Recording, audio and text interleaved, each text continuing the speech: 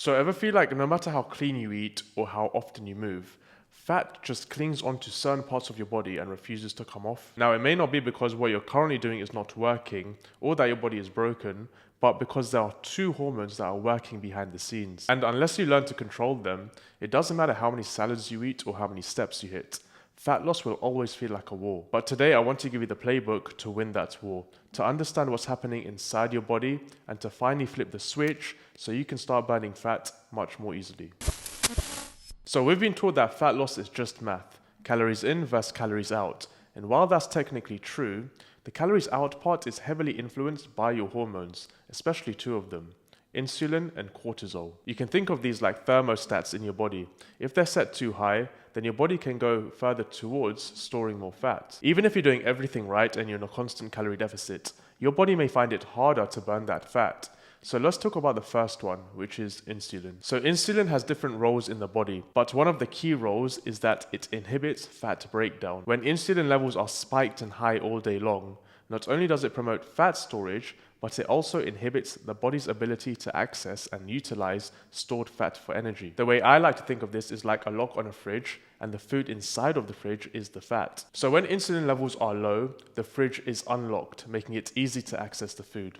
However, when insulin levels are high, the fridge is locked, making it very difficult to access the food. So if you keep spiking insulin all day long, your body stays stuck in store mode. Now here are the biggest triggers of this: frequent snacking, sugary drinks, and highly processed carbs. Even so-called healthy snacks like protein bars, smoothies, oat lattes can spike insulin if you're constantly grazing. So if you want to lower insulin, it's not just about what you eat, but it's also about when you eat. Try giving your body gaps between meals. Let insulin drop and let your body tap into that stored fat again. And that's why strategies like intermittent fasting can work quite well if you're overweight. Not because it's magic, but because it keeps insulin low, which promotes fat burning, and it also helps you keep within your calories. Now let's talk about the second hormone that can also wreck your progress: cortisol, your body's stress signal, or your internal fire alarm, as I like to call it. Now, cortisol isn't bad. It's actually a survival hormone designed to help you in short bursts. But in the modern world, it's like that fire alarm that never shuts off. You're waking up late, drinking too much caffeine, working 10-hour days,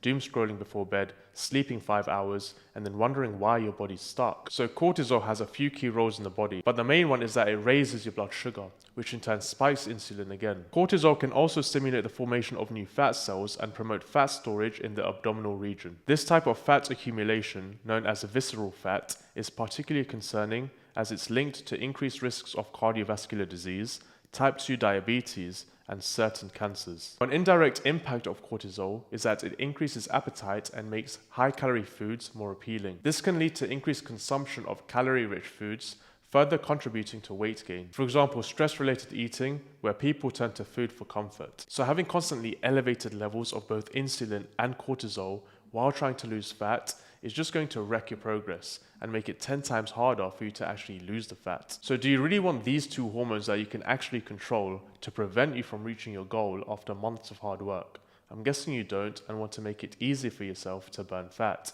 So here's what you need to do. So firstly, let's talk about how you can reduce your insulin spikes during the day. Quit snacking every 1 to 2 hours and cut out processed garbage. So stick to 3 to 4 quality meals. Eat only fats and protein in the morning and save carbs for later during the day. And lastly is to intermittent fast. Now, how do you calm cortisol down? Sleep 7 to 8 hours. So sleep deprivation spikes cortisol like crazy. Fix your sleeping patterns, so go to bed when the sun goes down and wake up when the sun comes up. Regulating your circadian rhythm can lower your stress levels. Walk daily, so walking reduces cortisol more than HIIT for most people. Cut back on caffeine, especially on an empty stomach, and have a de-stress activity that you can rely on. So breath work, meditation, journaling. And look, these steps aren't anything wow, but they work better than obsessing over supplements or your macros. Imagine your body is like a locked vault. You're trying to lose fat, right? But that vault only opens when insulin is low and cortisol is calm. You can punch in your calorie deficit all you want, but if those two hormones are out of whack, then the vault will stay closed. The trick, just balance the code.